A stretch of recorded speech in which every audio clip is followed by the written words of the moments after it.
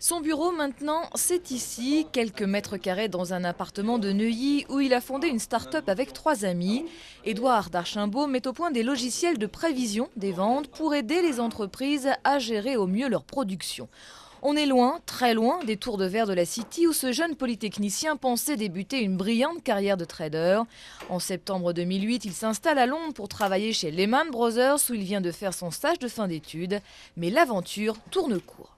Le 15, je devais commencer et quand je suis arrivé au pied de l'immeuble, il y avait plein de journalistes, une ambulance, des policiers. Et du coup, je suis allé m'asseoir dans le hall et là, j'ai vu un Financial Times avec comme titre Faillite de Lehman Brothers.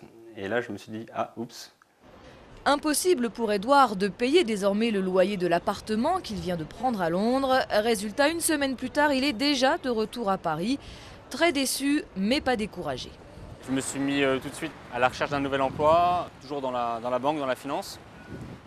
Et j'ai retrouvé assez rapidement chez Crédit Agricole, où je suis devenu quant, ça veut dire mathématicien dans une banque. Une banque dont il vient de démissionner il y a 2 semaines pour se consacrer désormais à plein temps à sa start-up. La faillite de Lehman Brothers n'a en rien ébranlé sa foi dans le capitalisme et ne l'a pas rendu plus frileux en affaires, bien au contraire.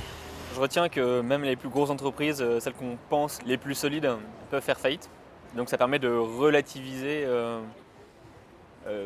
l'entrepreneuriat et de se dire qu'il n'y a pas plus de risques à monter une start-up qu'à travailler dans une grosse entreprise. Preuve de sa confiance en la solidité de l'actuel système financier, Édouard pense déjà à l'entrée en bourse de sa petite entreprise.